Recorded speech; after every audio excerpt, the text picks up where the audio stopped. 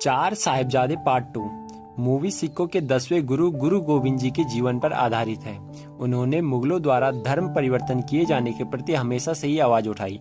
इसके कारण अपने दो बड़े बेटों को चमगौर की लड़ाई में खो दिया और दो छोटे बेटों को मुगलों ने जिंदा दीवार में चुनवा दिया। इतना सब हमने पार्ट 1 में देख लिया था।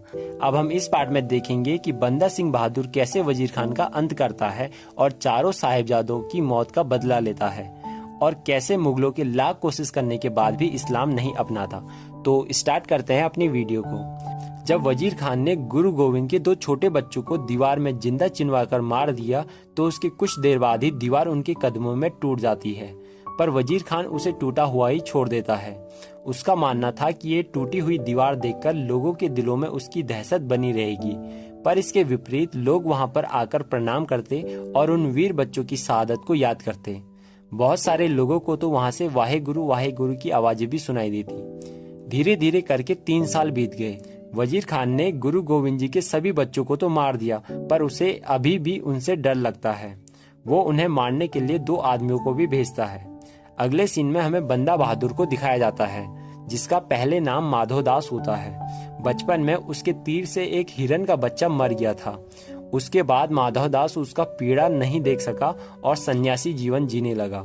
गुरु गोविंद माधवदास से मिलते हैं और उसे बताते हैं कि कैसे मुगल भोली भाली जनता पर अत्याचार कर रही है।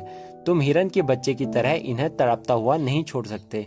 और गुरु साहब माधवदास को उसका कर्तव्य याद दिलाते हैं, जिसके बाद माधवदास से बंदा बहादुर बन जाता है।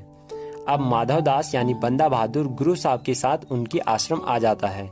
यहाँ पर बंदा बहादुर खालसा पंथ में शामिल होने के लिए तलवारबाजी, तीरंदाजी, घुड़सवारी सब सीखता है।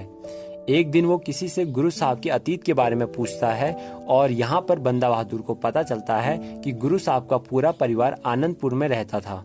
आनंदपुर को मुगलों ने धोखे से हड़प लिया और सरसा नदी पार करते समय उनका पूरा परिवार बिछड़ गया।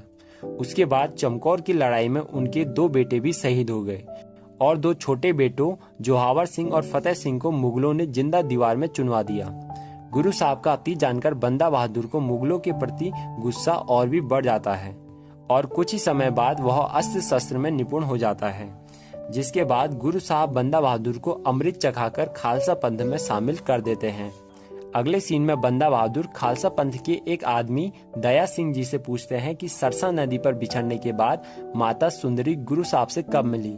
तो दया सिंह जी कहते हैं कि जब माता सुंदरी को तलबंडी में लगने वाली संगत के बारे में पता चला तो वो गुरु साहब और चारों साहिबजादों से मिलने के लिए वहां पहुंची।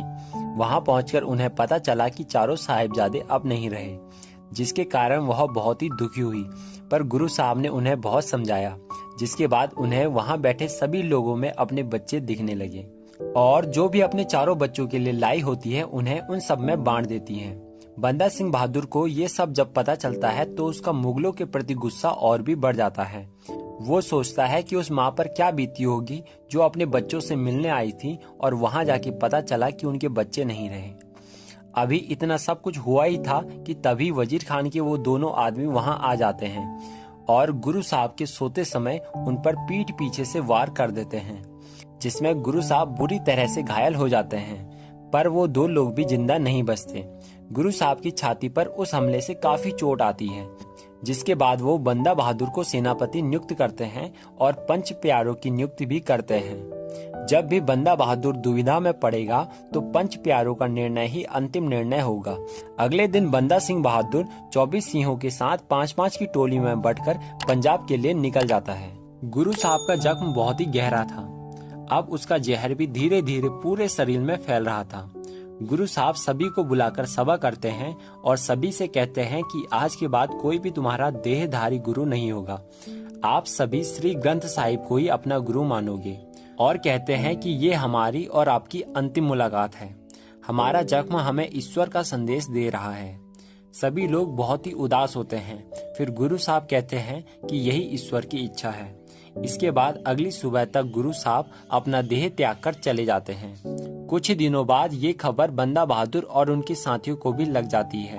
वो इस बात से बहुत ही दुखी होते हैं, पर उन्हें अपने गुरु द्वारा सिखाई गई बातें याद होती है, जिससे वह आगे बढ़ना नहीं छोड़ते।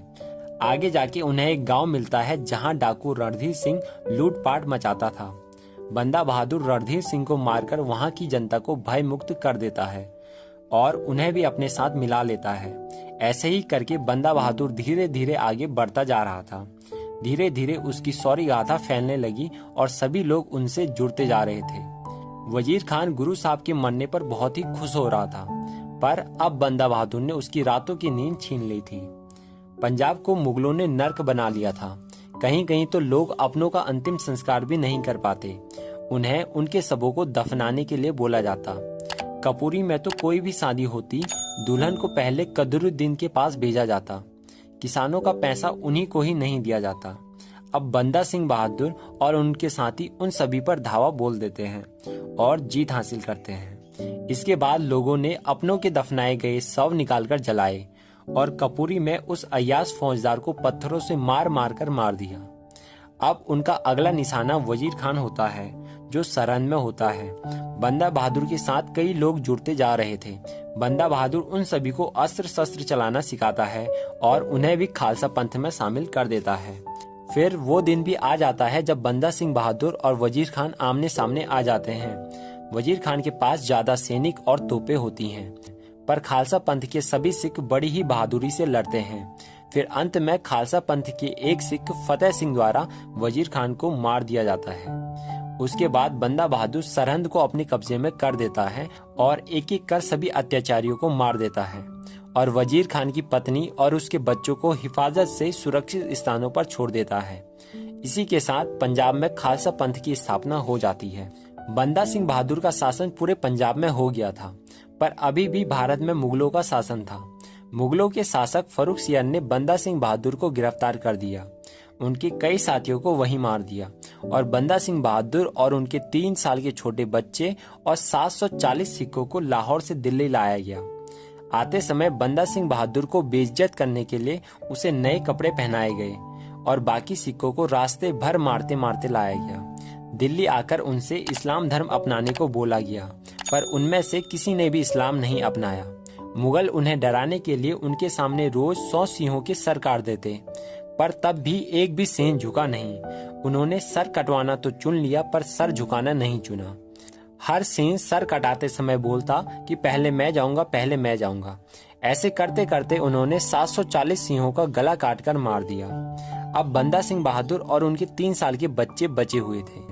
मुगल यही नहीं रुके, उन्होंने बंदा सिंह बहादुर के सामने उनके 3 साल के बच्चे को मार दिया। बंदा सिंह बहादुर फिर भी नहीं झुकता और ना ही मुगल उनके 3 साल के बच्चे को झुका पाते हैं। उनका बच्चा अजय भी मरने के लिए तैयार हो जाता है, पर अपने पिता का सर नहीं झुकने देता। इसके बाद भी जब कुछ नहीं होता तो मुगल उनकी आंखों को गर्म सरिये से फोड़ देते हैं। उनकी पूरी बॉडी को नोच नोच कर निकाला जाता है और पूरी बॉडी के 52 टुकड़े कर दिए जाते हैं और शहर में जगह जगह पर रख दिया जाता है।